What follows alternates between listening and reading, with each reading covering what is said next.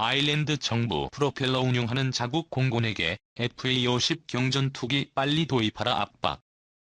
지구 반대편 우크라이나에서 벌어진 전쟁이 세계사를 다시 쓰고 있다. 9월 대공세가 성공해 우크라이나가 승기를 잡은 듯하던 전황은 러시아의 동원령 선포로 다시 안개 속으로 흘러가고 있다. 부분적 동원이라는 단서가 붙긴 했지만 러시아의 동원령 선포는 역사 흐름을 바꿀 중대 사건이 될 것으로 보인다.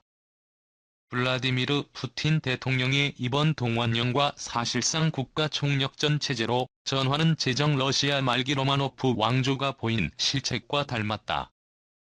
이를 두고 우크라이나 전쟁은 물론 러시아의 역사, 더 나아가 세계사 흐름이 크게 달라질 것이라는 예측이 이어지고 있다.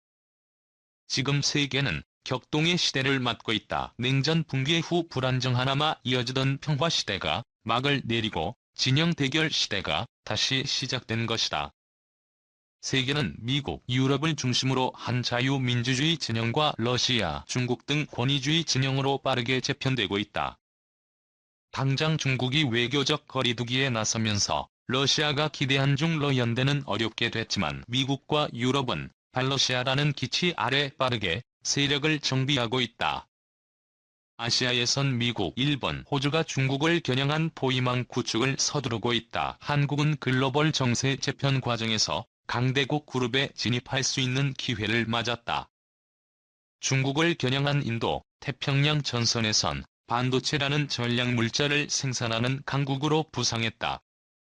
러시아를 향한 유럽 전선에선 최고 가성비를 앞세운 K 방산 돌풍을 일으키며 민주주의 무기고라는 찬사를 받고 있다.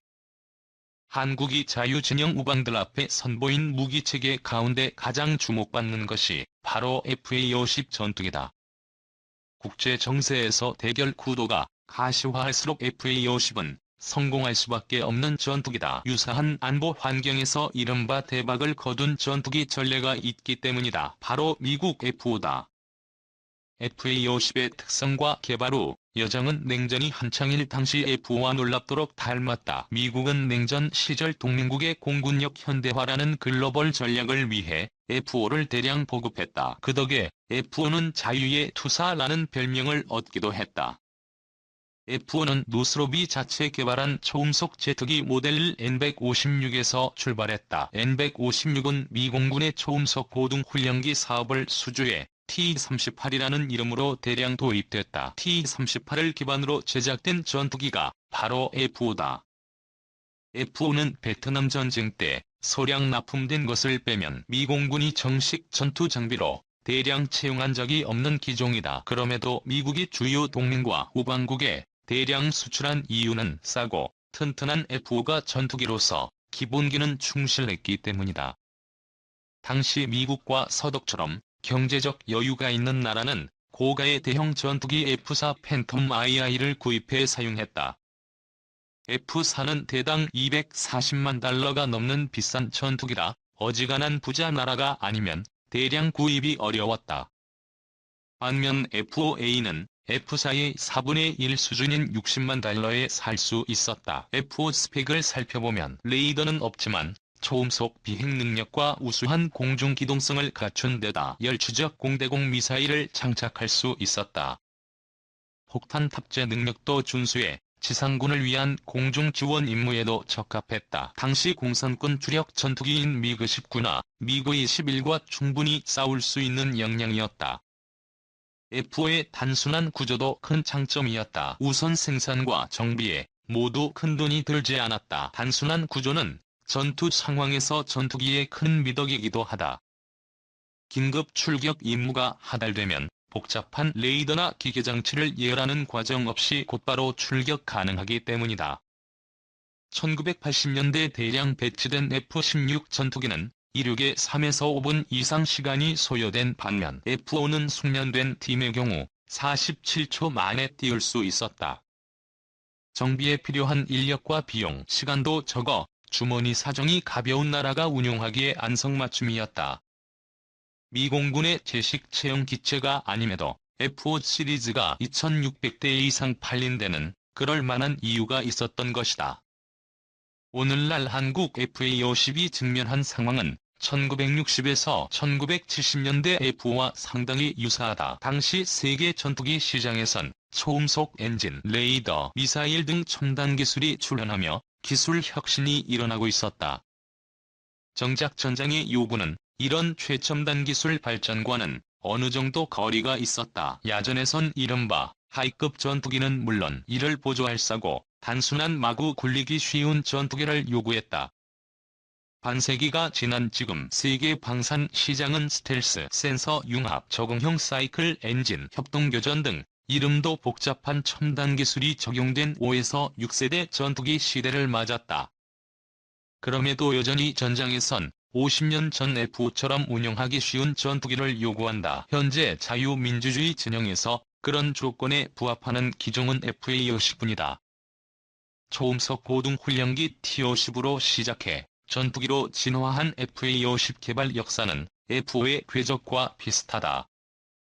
F-5의 기반 기체인 T-38은 부자 나람의 훈련기로 인식될 만큼 높은 성능을 가진 당대 최정상급 고등훈련기였다.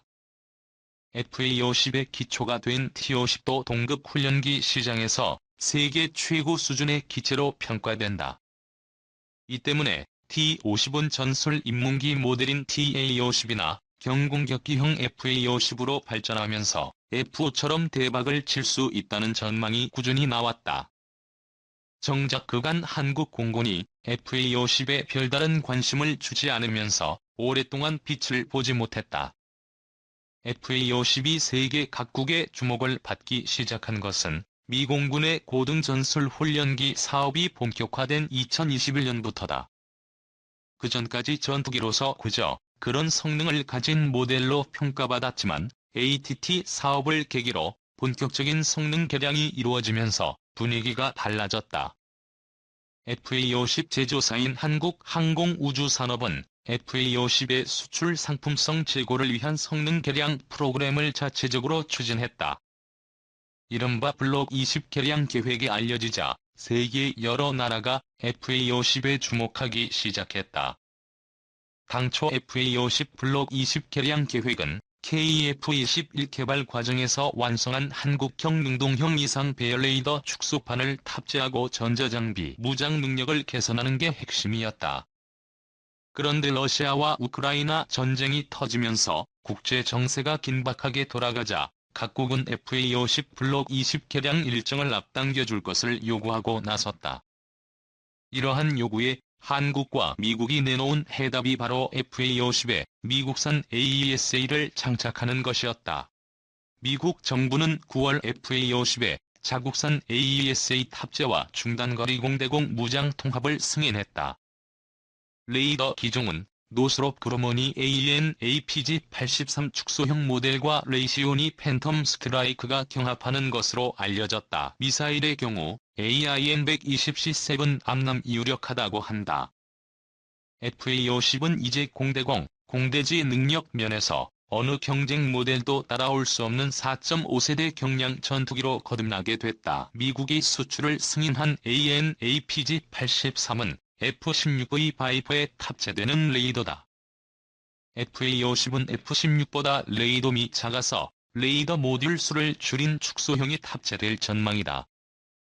그럼에도 AN/APG-83은 현형 AESA 가운데 최정상급 성능을 갖췄기에 FA-50의 작전 능력은 비약적으로 향상될 것이다. 팬텀 스트라이크 레이더는 아직 양산 실적이 없어 구체적 성능은 알려지지 않았다. 다만 함께 수출이 승인된 AIM-120C7 미사일의 사거리에 맞춰 100km 이상 거리에서 여러 표적을 동시에 추적, 공격할 수 있을 것으로 보인다. FA-50은 이미 미국산 공대지 표적 탐지, 추적, 조준 장비인 스나이퍼 타깃팅 포드가 탑재돼 원거리 지상 목표물을 정밀 타격할 수 있다. 폴란드 수출 모델엔 공중구조 시스템이 더해져 작전 반경과 무장 탑재 능력이 비약적으로 향상될 예정이다. 여기에 미국산 AESA까지 갖춘 FA-50 블록 20은 F-16CD 블록 52분의 50급에 필적하는 강력한 경전투기가 될 가능성마저 있다. 미국이 민감한 군사기술이 담긴 자국산 레이더를 외국 전투기에 통합하는 것을 승인했다. 이는 FA-50을 제2의 프리덤 파이터로 육성하겠다는 취지로 읽힌다. 경제 사정이 넉넉지 못한 주요 우방국에 준수한 성능의 4.5세대 전투기를 대량 공급하겠다는 움직임이다. 이런 분위기를 반영하듯 폴란드 외에도 슬로바키아, 아일랜드가 FA-50을 도입할 것이라는 전망이 나온다. 기존의 F-35를 도입한 일부 국가도 저강도 임무에 투입할 염가형 4.5세대 전투기에 관심을 보이고 있다. FA-50에 대한 세계의 관심이 더 높아질 수밖에 없다. 과연 FA-50은 21세기 프리덤 파이터로 비상할 수 있을 것인가? 민주주의 무기고로서 대한민국 위상을 더욱 끌어올리는 원동력이 될 FA-50의 미래가 주목된다. 이 카이 유럽 전역 FA-50 등 공격적 마케팅. 한국 항공우주산업이 폴란드를 발판으로 유럽 전역을 넘보고 있다. FA-50 경공격기의 폴란드 수출을 계기로 유럽 시장을 겨냥한 공격적인 마케팅에 나서고 있는 것이다. 카이는 지난 6일부터 9일까지 폴란드 킬체에서 열린 MSPO 국제방산 전시회에 참가해 중부 유럽 및 네이토 회원국들을 상대로 활발한 마케팅 활동을 펼쳤다. 이번 전시회에 카이는 세계적으로 인정받은 FA-50 경공격기 KF-21 보람의 전투기와 소형 무장 헬기를 전시했다. 이번 전시회 참가는 의미가 깊다. 카이 지난 7월 27일 폴란드와 FA-50 경공격기 48대 30억 달러 규모의 기본 계약을 체결한 바 있다. 국내 항공기 완제품의 유럽 시장 진출은 폴란드가 처음으로 물량과 가격 기준으로도 역대 최대 규모다. 안제이 두다.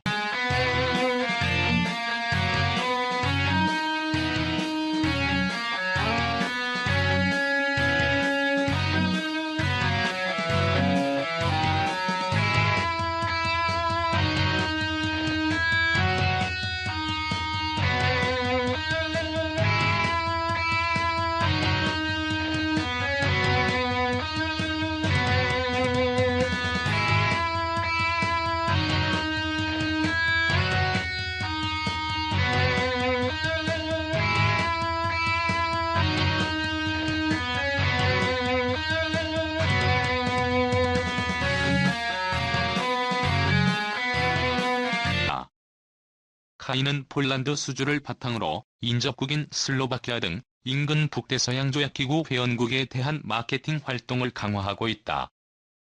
네이토 비회원국인 아일랜드도 FA-50 도입을 검토하는 등 카이는 유럽 전역으로 판로를 넓혀가고 있다. 폴란드가 향후 도입할 FA-50은 항속거리를 늘리고 무장을 강화한 성능 개량 모델이다.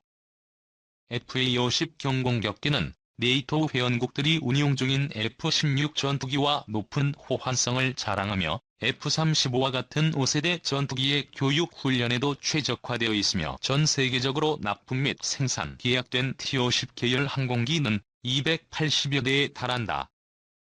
강구영 카이 사장은 시험비행 조종사 출신으로 항공기를 운영하는 고객의 마음을 이해하고 헤아려 CEO가 앞장서 해외 마케팅을 이끌고 수출을 확대하겠다며 향후 적극적인 해외 마케팅을 전개하겠다고 밝혔다.